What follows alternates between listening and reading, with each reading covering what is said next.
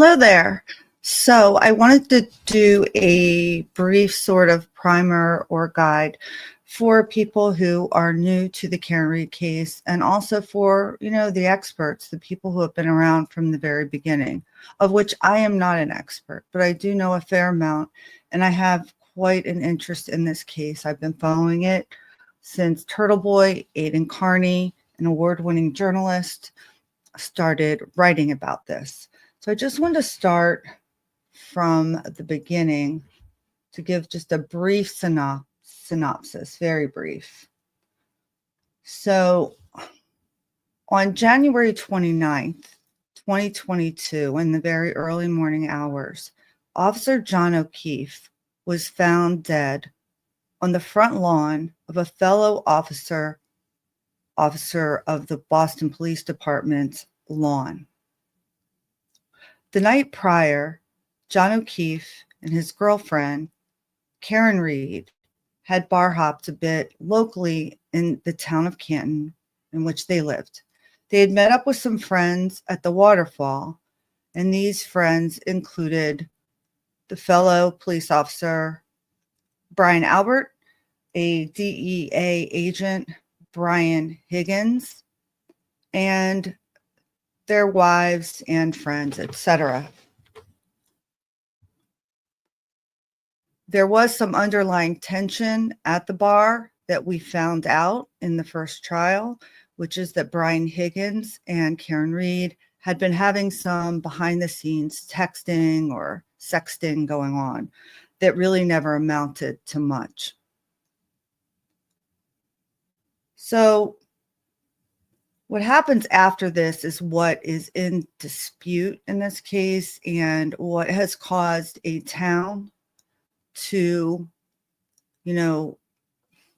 come at odds in some ways. Some of the local citizens in Canton are up in arms about this case, but for opposing reasons. What's also happened is a large swelling of support for the defendant in this case, Karen Reed. She was arrested not only for killing John, but intentionally killing John. You see, the next morning when they found John there, Karen Reed was in shock. You can hear her cries for help on a 911 call in the background while she's on top of John, giving him mouth-to-mouth resuscitation, trying to save his life and warm him up.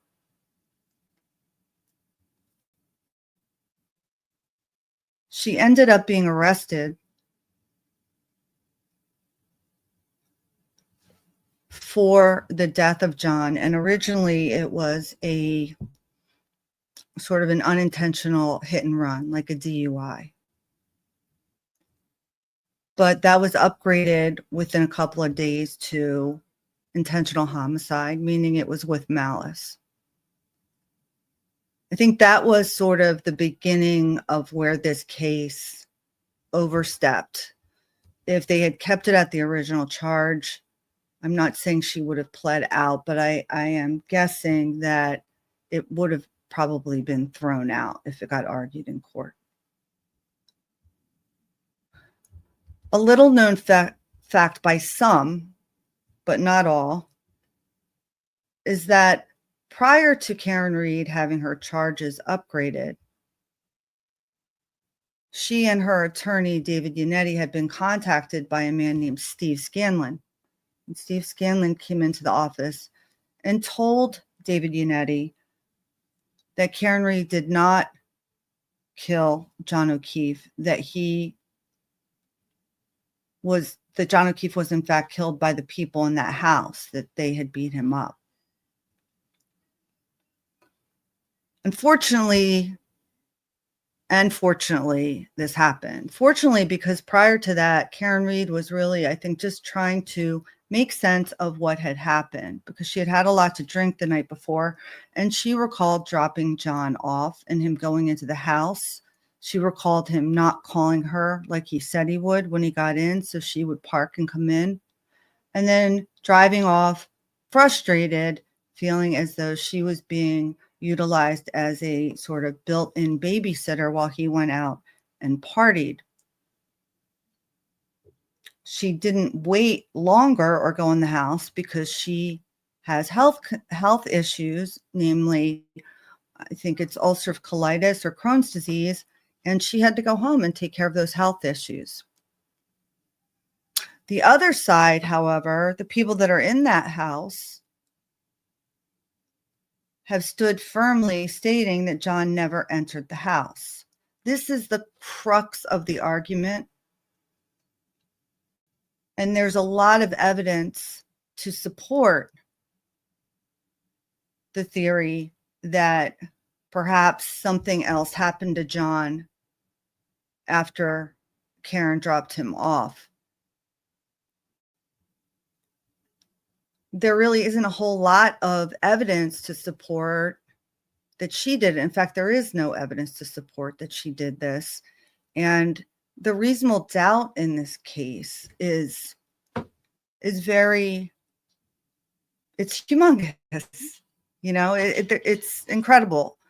Multiple lawyers on YouTube who are practicing attorneys, prosecutors, defense attorneys, etc., have stated they would not try this case. There's been a lot of outrage from the legal community online regarding the decisions made in this case. And it seems like things are just getting more and more ramped up.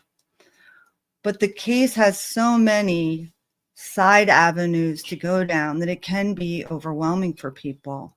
But the crux of the case is a boyfriend and girlfriend go out for the night, and the next morning, one of them is dead on the lawn of a police officer. And how did this happen? The most recent update with this case comes from the prosecution filing a motion that Karen Read supporters are not to be allowed to have on any apparel that is in support of Karen Read's innocence within several hundred feet of the courthouse. This motion seems to be an unprecedented motion. In the first trial, there was a barrier around the court that was not allowed to be crossed for anyone who was there to stand out in support of Karen Read. The ACLU actually tried to combat this, as well as Mark Randazza, but it didn't really do anything. And at the end of the day, I think it was just fine the way it worked out. There was enough space for people to walk in and out of the court without people standing on the steps. I do think that a large group of people standing on the steps in these tense types of situations could lead to altercations and arrests. And so I can see it on both sides. But asking that people not be allowed to wear certain apparel while they're outside in a allegedly free society is a step too far, in my opinion. And I think it shows the aggressiveness of this prosecution. The special prosecutor, Hank Brennan, who was hired despite Norfolk County having many district attorneys who could have tried this case. The question is why? Why was he hired? Well, I've heard some interesting quotes. One which was from, I believe it was a law professor, I forget the university, stating that Hank Brennan is the guy for this job. He knows how to handle things when they get out of control. He'll know what to do when shit hits the fan, basically. I often wonder if this law professor knows Hank Brennan or knows something about behind the scenes here, because shit does seem to be, in fact, hitting the fan in this case. Every day, it seems, there's another transgression that's been committed by the Commonwealth of Massachusetts and their handling of this case. And yet they keep moving forward. They double and triple down. They don't back up. That's the shocking part. And yet we should all know this by now. This is how government has been operating for quite some time. We just haven't been watching it under a microscope like this. It's one of the reasons why this case is so controversial and why it's blown up. The blatant corruption that's being shown in Norfolk County, Massachusetts, it's like a car accident. It's hard to look away from it. I wanted to just talk about the very beginning though, like the very, very beginning, before all the things unfolded in the Karen Read case. How did it start? How did we get to the point where we have people that are having fundraisers for Karen Read and standing outside for hours in support of Karen Read's innocence, who are creating, different benefits, having parties, etc., to support her. Karen Read's Defense Fund has raised, I think, something like $750,000, which is just incredible if you think about it. Now, I think she had some probably, she did mention that some of her friends from Fidelity, where she used to work as a financial analyst, had made some significant contributions. And so I'm sure that helps, that she knows people who, have the means to do that. But the groundswell of support just from local and actually national and really even international at this point support can't be ignored in this case. And so how did it all start? That's kind of what I wanted to know. When I first started following this, I thought I caught it from the beginning, but there was this whole pretext to it prior to that. And so I just want to share something here.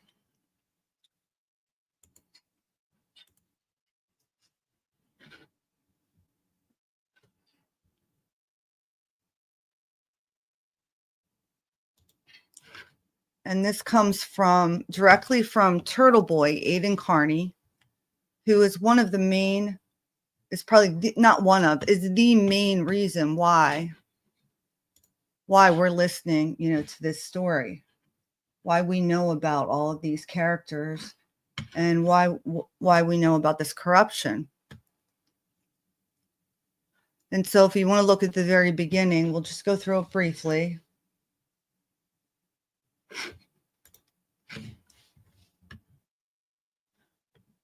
Turtle Boy said, now this is Turtle Boy when he writes an article sort of going over the beginnings.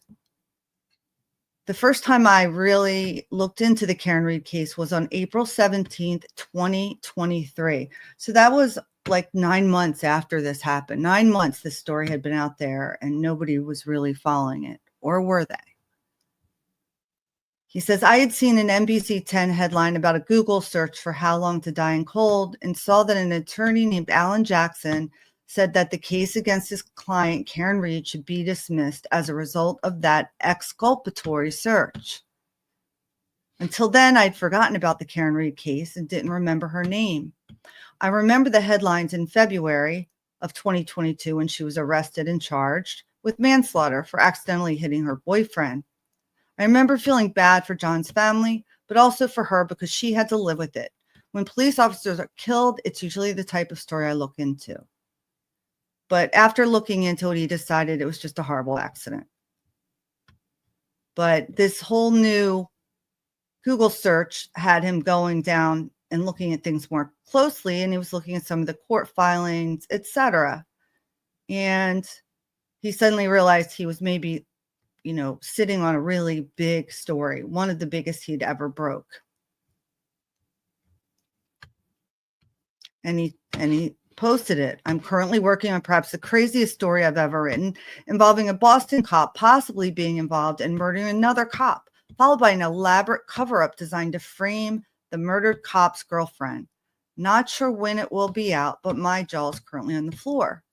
Now, this is not a typical post of Turtle Boy or Aiden Carney. If you were a follower of his, like Jen Altman, who we'll be discussing in just a second, you would know this is not something that Turtle Boy writes. Turtle Boy writes very straightforward, to the point stories about local people committing corruption. Sometimes those people have to be politicians or police officers, and he's caused, other corruption to be unfolded over the past decade. So for him to write this, it wasn't something to be taken lightly. After the post went up and was viewed thousands of times, I was contacted by a turtle writer named Jen Altman. Jen is rather vocal on social media and had voiced skepticism about the state's narrative from the beginning. On April 13th, she was contacted on Facebook by a woman from Los Angeles named Natalie Berschneider-Wawecki, who claimed to be a close friend of Karen from Bentley University and wanted to thank Altman for her support of her friend. This is Natalie sending to Jen Altman on Facebook. First, I want to thank you for standing up for Karen. She's a friend of mine since college, and this whole thing is a nightmare. Well, shortly after, Jen got Natalie and Turtle Boy in touch, and Jen helped him with background research on the case. And, he had the court documents and all the names were kind of confusing though. And Jen had already kind of dug into this case a little bit, and she ended up sort of, liaising between Turtle Boy and Natalie. She tells Natalie, do you know who Turtle Boy is? He has a blog coming out about Karen and this case. Do you have any pictures of Jennifer McCabe and her sister? And then she tells Natalie, I'll put you in touch with him. See your messages. And it goes on, and I'm not going to go through all of this. On Turtle Boy's website, you can read all about it. And they kind of go through all the things that were uncovered, particularly regarding the people that were in the house the night that John died, and the connections that they have locally with law enforcement and town selectmen, etc.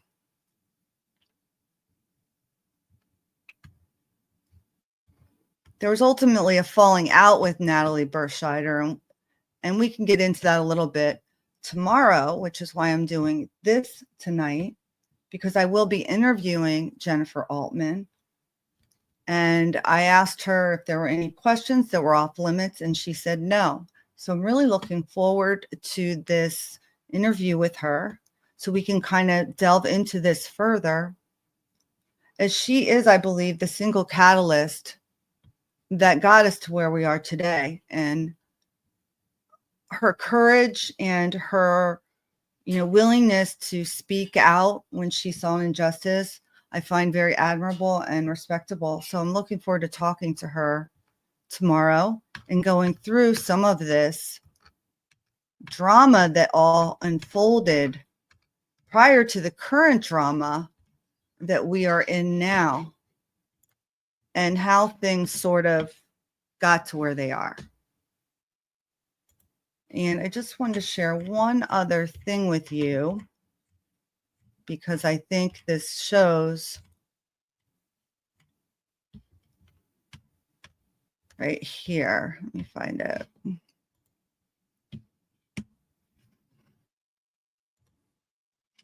You can see under Turtle Boy's post, he calls himself Clarence Woods Emerson on Facebook. There's quite a few people. There's 1.2 thousand likes and 27 shares. So the community was starting to recognize this story as being suspect. And many of these comments here share that. But here we see one comment in particular by Jen Altman. Jennifer Altman, she says, I knew all along that she wasn't guilty. I assume this is the Karen Reed case. She's responding to what Turtle Boy is saying up here. And so that is sort of in a nutshell, maybe not a complete primer, but some essential insights into some of the things that happened in the very beginning of this case before it became, viral everywhere.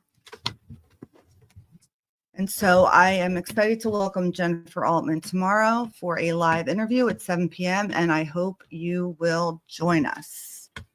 I will see you guys then. And gonna peace out, guys.